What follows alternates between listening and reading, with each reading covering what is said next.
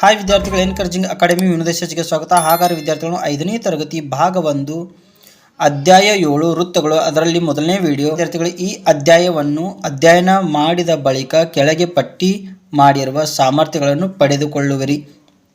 ಹಾಗಾದರೆ ವಿದ್ಯಾರ್ಥಿಗಳು, ಮೊದಲನೇದು ಜಾಮಿತಿ ಉಪಕರಣ ಪೆಟ್ಟಿಗೆಯಲ್ಲಿರುವ ಉಪಕರಣಗಳನ್ನು ಗುರುತಿಸುವುದು. ಹಾಗಾದರೆ ವಿದ್ಯಾರ್ಥಿಗಳೇ, ನೀವಿಲ್ಲಿ ಜಾಮಿತಿಯ ಉಪಕರಣ ಪೆಟ್ಟಿಗೆಯಲ್ಲಿರುವ ಉಪಕರಣಗಳನ್ನು ಗುರುತಿಸುವಿರಿ. ಹಾಗಾದರೆ ವಿದ್ಯಾರ್ಥಿಗಳು, ಆ ಉಪಕರಣಗಳು ಯಾವಂತ ನೀವು ಗುರುತಿಸ್ತೀರ ವಿದ್ಯಾರ್ಥಿಗಳೇ. ಎರಡನೇದು ಜಾಮಿತಿ ಉಪಕರಣ ಪೆಟ್ಟಿಗೆಯಲ್ಲಿರುವ ಉಪಕರಣಗಳನ್ನು ಅವಶ್ಯಕತೆಗೆ ಅನುಗುಣವಾಗಿ ಬಳಸುವ ಕೌಶಲ್ಯ ಪಡೆಯುವುದು. ಹಾಗಾದರೆ ವಿದ್ಯಾರ್ಥಿಗಳು, ನೀವು ಜಾಮಿತಿ ಉಪಕರಣ ಪೆಟ್ಟಿಗೆಯಲ್ಲಿರುವ ಉಪಕರಣಗಳನ್ನು ಯಾವಾಗ ನಮಗೆ ಅವಶ್ಯಕತೆ, ಯಾವ್ಯಾವ ಉಪಕರಣಗಳು ನಮಗೆ ಅವಶ್ಯಕತೆ ಆಗುತ್ತವೆ ಅದನ್ನು ಯಾವ ರೀತಿ ಬಳಸುವುದು ಅಂತ ತಿಳಿದುಕೊಳ್ಳುತ್ತೀರಿ ವಿದ್ಯಾರ್ಥಿಗಳೇ. ಮೂರನೇದು ವೃತ್ತದ ಅರ್ಥವನ್ನು ವಿವರಿಸುವುದು. ಹಾಗಾದರೆ ವಿದ್ಯಾರ್ಥಿಗಳು, ಇಲ್ಲಿ ವೃತ್ತದ ಅರ್ಥವನ್ನು ತಿಳಿದುಕೊಳ್ಳುವಿರಿ ವಿದ್ಯಾರ್ಥಿಗಳೇ. ನಾಲ್ಕನೆಯದು ಕೈವಾರದ ಸಹಾಯದಿಂದ ನೀಡಿದ ಅಳತೆಗಳಿಗೆ ವೃತ್ತಗಳನ್ನು ರಚಿಸುವುದು. ಕೈವಾರದ ಸಹಾಯದಿಂದ ನೀಡಿದ ಅಳತೆಗಳಿಗೆ ವೃತ್ತವನ್ನು ರಚಿಸುವುದು. ಹಾಗಾದರೆ ವಿದ್ಯಾರ್ಥಿಗಳು, ಕೈವಾರದ ಸಹಾಯದಿಂದ ನೀಡಿದ ಅಳತೆಗಳ ವೃತ್ತಗಳನ್ನು ನೀವು ರಚಿಸುತ್ತೀರಾ ವಿದ್ಯಾರ್ಥಿಗಳೇ. ಚಟುವಟಿಕೆ 1, ನಿಮ್ಮಲ್ಲಿರುವ ವೃತ್ತಾಕಾರದ ವಸ್ತುಗಳಾದ ಬಳೆ, ತಟ್ಟೆ, ನಾಣ್ಯ ಇತ್ಯಾದಿಗಳನ್ನು ಬಳಸಿ ವೃತ್ತಗಳನ್ನು ಎಳೆಯಿರಿ. ಈ ವೃತ್ತಗಳ ಕೇಂದ್ರಗಳನ್ನು ಗುರುತಿಸಿ. ಈ ಬಿಂದುಗಳೇ ವೃತ್ತ ಕೇಂದ್ರಗಳೆಂದು ನಿಖರವಾಗಿ ಹೇಳಬಹುದೇ? ಹಾಗಾದರೆ ವಿದ್ಯಾರ್ಥಿಗಳಲ್ಲಿ ₹2 ನಾಣ್ಯವಿದೆ. ಹಾಗಾದರೆ ವಿದ್ಯಾರ್ಥಿಗಳು, ನಾನು ಇದನ್ನ ವೃತ್ತವನ್ನು ರಚಿಸ್ತಾ ಇದ್ದೀನಿ ವಿದ್ಯಾರ್ಥಿಗಳೇ. ಈ ರೀತಿ ವೃತ್ತವನ್ನು ರಚಿಸ್ತೇನೆ ವಿದ್ಯಾರ್ಥಿಗಳೇ. ವಿದ್ಯಾರ್ಥಿಗಳೇ, ನಾವಿಲ್ಲಿ ಬಳೆಯನ್ನು ತೆಗೆದುಕೊಂಡಿದ್ದೇವೆ. ಹಾಗಾದರೆ ವಿದ್ಯಾರ್ಥಿಗಳೇ, ಈ ಬಳೆಯಿಂದ ಕೂಡ ನಾವು ಇಲ್ಲಿ ವೃತ್ತವನ್ನು ರಚಿಸ್ತಾ ಇದ್ದೇವೆ ವಿದ್ಯಾರ್ಥಿಗಳೇ. ಅದೇ ರೀತಿ ವಿದ್ಯಾರ್ಥಿಗಳೇ, ತಟ್ಟೆ ಬದಲು ಹಾಗಾದರೆ ವಿದ್ಯಾರ್ಥಿಗಳು ನಾನು ಇಲ್ಲಿ ಏನು ಮಾಡ್ತಾ ಇದ್ದೀನಿ, ಡಬ್ಬಿಯನ್ನು ಬಳಸ್ತಾ ಇದ್ದೀನಿ ವಿದ್ಯಾರ್ಥಿಗಳು. ನಿಮ್ಮ ಊಟದ ಡಬ್ಬಿ ಆಗಿರ್ಬೋದು. ಅದೇ ರೀತಿಯ ವೃತ್ತವನ್ನು ಈ ರೀತಿ ತಯಾರಿಸ್ತಾ ಇದ್ದೀನಿ ವಿದ್ಯಾರ್ಥಿಗಳೇ.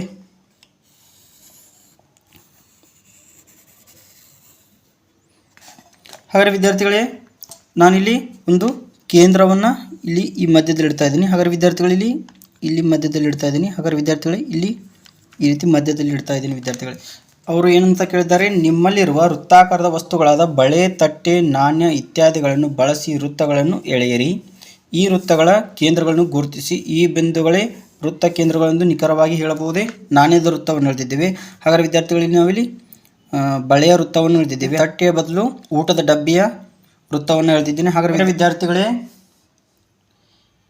ಈಗ ಇಲ್ಲಿ ವೃತ್ತ ಕೇಂದ್ರಗಳನ್ನು ಗುರುತಿಸಿದ್ದೇವೆ ವಿದ್ಯಾರ್ಥಿಗಳೇ. ಈ ಬಿಂದುಗಳೇ ವೃತ್ತ ಕೇಂದ್ರಗಳೆಂದು ನಿಖರವಾಗಿ ಹೇಳಲು ಸಾಧ್ಯವಿಲ್ಲ. ಯಾಕಂದರೆ ವಿದ್ಯಾರ್ಥಿಗಳು, ನಾವಿಲ್ಲಿ ಅಂದಾಜು ವೃತ್ತ ಕೇಂದ್ರವನ್ನು ಗುರುತಿಸಿದ್ದೇವೆ ವಿದ್ಯಾರ್ಥಿಗಳೇ. ಇದನ್ನು ನಿಖರವಾಗಿ ಗುರುತಿಸಿಲ್ಲ ವಿದ್ಯಾರ್ಥಿಗಳೇ. ಚಟುವಟಿಕೆ 2, 1 ಸೆಂಟಿಮೀಟರ್, 2.5 ಸೆಂಟಿಮೀಟರ್, 4.2 ಸೆಂಟಿಮೀಟರ್, 6 ಸೆಂಟಿಮೀಟರ್ ಈ ಅಳತೆಯ ತ್ರಿಜ್ಯದ ವೃತ್ತಗಳನ್ನು ಎಳೆಯಬೇಕಾಗಿದೆ. ಬಳೆ, ತಟ್ಟೆ, ನಾಣ್ಯ ಇವುಗಳ ಸಹಾಯದಿಂದ ಈ ತ್ರಿಜ್ಯಗಳ ವೃತ್ತಗಳನ್ನು ನಿಖರವಾಗಿ ಎಳೆಯಲು ಸಾಧ್ಯವೇ? ಹಾಗಾದರೆ ವಿದ್ಯಾರ್ಥಿಗಳೇ, 1 ಸೆಂಟಿಮೀಟರ್, 2.5 ಸೆಂಟಿಮೀಟರ್, 4.2 ಸೆಂಟಿಮೀಟರ್, 6 ಸೆಂಟಿಮೀಟರ್ ಈ ಅಳತೆಯ ತ್ರಿಜ್ಯಗಳ ವೃತ್ತಗಳನ್ನು ಬಳೆ, ತಟ್ಟೆ, ನಾಣ್ಯ ಇವುಗಳಿಂದ ಅಳೆಯಲು ಸಾಧ್ಯವಿಲ್ಲ ವಿದ್ಯಾರ್ಥಿಗಳೇ. ನಿಖರವಾಗಿ ಅಳೆಯಲು ಸಾಧ್ಯವಿಲ್ಲ ವಿದ್ಯಾರ್ಥಿಗಳೇ. ಜಾಮಿತಿ ಉಪಕರಣ ಪೆಟ್ಟಿಗೆ, ಅದಕ್ಕೆ ಇಂಗ್ಲೀಷ್ನಲ್ಲಿ ಏನಂತ ಕರೀತಾರೆ ವಿದ್ಯಾರ್ಥಿಗಳೇ? ಜೊಮೆಟ್ರಿಕಲ್ ಇನ್ಸ್ಟ್ರೂಮೆಂಟ್ ಬಾಕ್ಸ್ ಅಂತ ಕರೀತಾರೆ ವಿದ್ಯಾರ್ಥಿಗಳೇ. ಜಾಮಿತಿ ಉಪಕರಣ ಪೆಟ್ಟಿಗೆ ವಿವಿಧ ರೇಖಾಕೃತಿಗಳನ್ನು ರಚಿಸಲು ಬೇಕಾಗುವ ವಿವಿಧ ಉಪಕರಣಗಳನ್ನು ಒಳಗೊಂಡಿದೆ ವಿದ್ಯಾರ್ಥಿಗಳೇ. ವಿದ್ಯಾರ್ಥಿಗಳು, ನಾವಿಲ್ಲಿ ನೋಡ್ಬೋದು, ಇವೆಲ್ಲ ಜಾಮಿತಿ ಉಪಕರಣಗಳು ವಿದ್ಯಾರ್ಥಿಗಳು. ಹಾಗಾದರೆ ವಿದ್ಯಾರ್ಥಿಗಳು, ನಾವು ಇವುಗಳ ಬಗ್ಗೆ ಅಭ್ಯಾಸ ಮಾಡೋಣ ವಿದ್ಯಾರ್ಥಿಗಳೇ. ಈ ಉಪಕರಣಗಳ ಹೆಸರು ಮತ್ತು ಉಪಯೋಗಗಳ ಪಟ್ಟಿಯನ್ನು ನೀಡಲಾಗಿದೆ. ಉಪಕರಣದ ಹೆಸರು, ಉಪಕರಣದ ಉಪಯೋಗಗಳು. ಕನ್ನಡದಲ್ಲಿ ಇದಕ್ಕೆ ಏನಂತ ಕರೀತಾರೆ ವಿದ್ಯಾರ್ಥಿಗಳು? ಅಳತೆ ಪಟ್ಟಿ. ಅದಕ್ಕೆ ಇಂಗ್ಲೀಷ್ನಲ್ಲಿ ಏನಂತ ಕರೀತಾರೆ?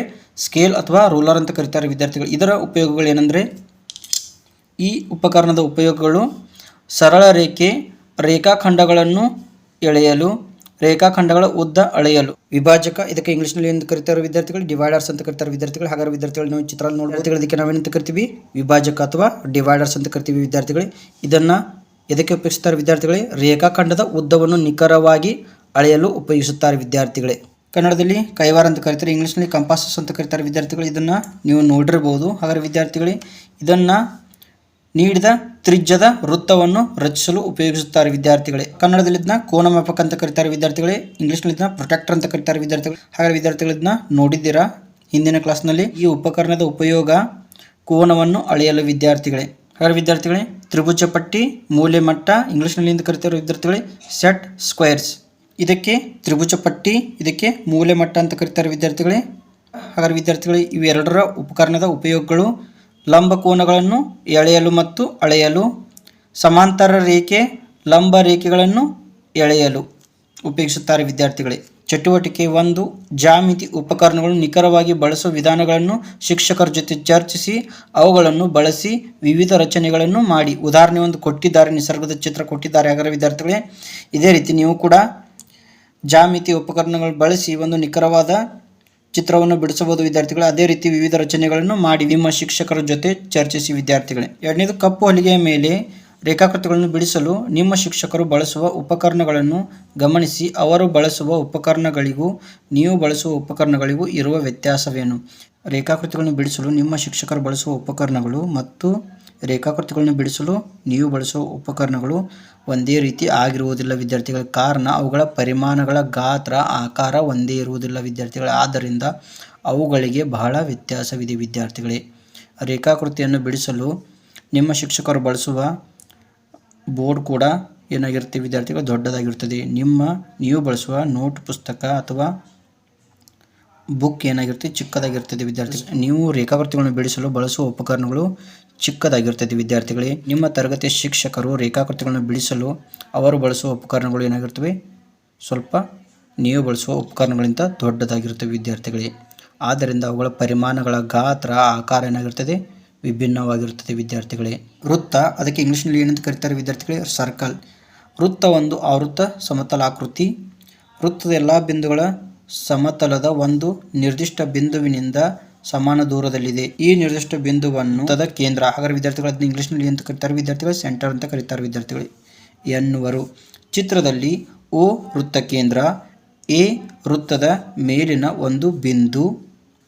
ಇದೇ ರೀತಿ BCDಗಳು ವೃತ್ತದ ಮೇಲಿನ ಬಿಂದುಗಳು. ಅಂತಹ ಅಸಂಖ್ಯಾತ ಬಿಂದುಗಳನ್ನು ವೃತ್ತದ ಮೇಲೆ ಗುರುತಿಸಬಹುದು. ವೃತ್ತ ಒಂದು ಏನಾಗಿರ್ತದೆ, ಆವೃತ್ತ ಸಮತಲಾಕೃತಿ. ಹಾಗಾದರೆ ವಿದ್ಯಾರ್ಥಿಗಳೇ ಇಲ್ಲಿ ನೋಡ್ಬೋದು, ವೃತ್ತ ಒಂದು ಏನದು ಆವೃತ್ತ ಸಮತಲಾಕೃತಿ. ವೃತ್ತದ ಎಲ್ಲ ಬಿಂದುಗಳು ಸಮತಲದ ಒಂದು ನಿರ್ದಿಷ್ಟ ಬಿಂದುವಿನಿಂದ ಸಮಾನ ದೂರದಲ್ಲಿದೆ. ಹಾಗಾದರೆ ವಿದ್ಯಾರ್ಥಿಗಳ ವೃತ್ತದ ಎಲ್ಲ ಇವು ಬಿಂದುಗಳು ಏನಾಗಿದ್ದಾವೆ, ಸಮತಲದ ಒಂದು ನಿರ್ದಿಷ್ಟ ಬಿಂದುವಿನ ದೂರದಲ್ಲಿದೆ ವಿದ್ಯಾರ್ಥಿಗಳೇ. ಈ ನಿರ್ದಿಷ್ಟ ಬಿಂದುವನ್ನು ಏನಂತ ಕರೀತಾರೆ ವಿದ್ಯಾರ್ಥಿಗಳೇ, ವೃತ್ತದ ಕೇಂದ್ರ. ಹಾಗಾದರೆ ವಿದ್ಯಾರ್ಥಿಗಳು ಇದನ್ನು O ಏನದು ವೃತ್ತದ ಕೇಂದ್ರ ವಿದ್ಯಾರ್ಥಿಗಳೇ ಎನ್ನುವರು. ಚಿತ್ರದಲ್ಲಿ O ವೃತ್ತ ಕೇಂದ್ರ. ಚಿತ್ರದಲ್ಲಿ ನೋಡಬಹುದು O ಏನು ವೃತ್ತದ ಕೇಂದ್ರ, A ಏನು ವೃತ್ತದ ಮೇಲಿನ ಒಂದು ಬಿಂದು ವಿದ್ಯಾರ್ಥಿಗಳೇ. ಇದೇ ರೀತಿ ಏನು ಮಾಡಿದ್ದಾರೆ, BCDಗಳು ವೃತ್ತದ ಮೇಲಿನ ಬಿಂದುಗಳು. ಹಾಗಾದರೆ ವಿದ್ಯಾರ್ಥಿಗಳೇ BCD ಏನು ವೃತ್ತದ ಮೇಲಿನ ಬಿಂದುಗಳು. ಅಂತಹ ಅಸಂಖ್ಯಾತ ಬಿಂದುಗಳನ್ನು ವೃತ್ತದ ಮೇಲೆ ನಾವು ಗುರುತಿಸಬಹುದು ವಿದ್ಯಾರ್ಥಿಗಳೇ.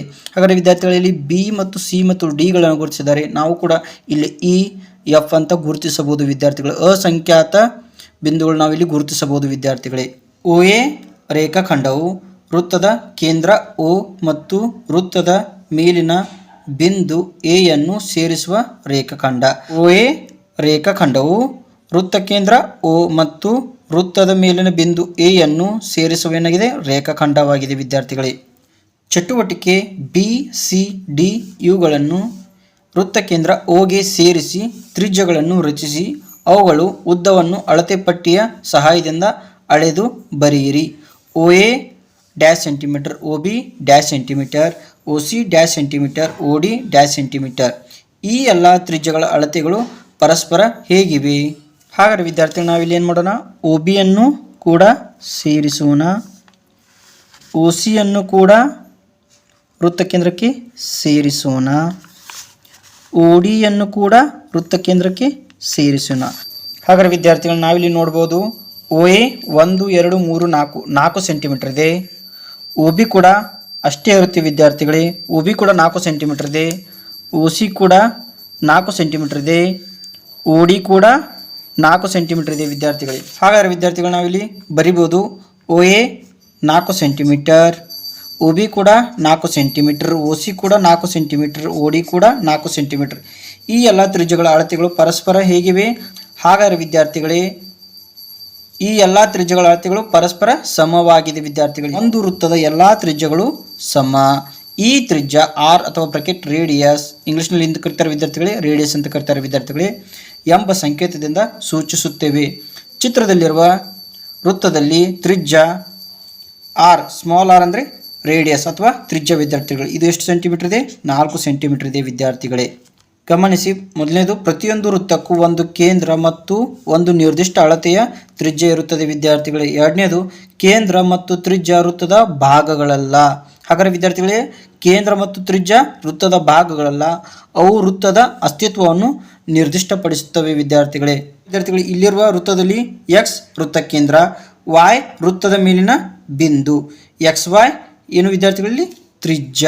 ಹಾಗಾದರೆ ವಿದ್ಯಾರ್ಥಿಗಳೇ, ತ್ರಿಜ್ಯ ಆರ್ = ಎಷ್ಟು? 3 ಸೆಂಟಿಮೀಟರ್ ಆಗಿದೆ ವಿದ್ಯಾರ್ಥಿಗಳೇ. ಹಾಗಾದರೆ ವಿದ್ಯಾರ್ಥಿಗಳು, ನನ್ನ ವಿಡಿಯೋ ನಿಮ್ಗೆ ಇಷ್ಟ ಆದರೆ ಲೈಕ್ ಮಾಡಿ, ಶೇರ್ ಮಾಡಿ, ಸಬ್ಸ್ಕ್ರೈಬ್ ಮಾಡಿ. ಧನ್ಯವಾದಗಳು.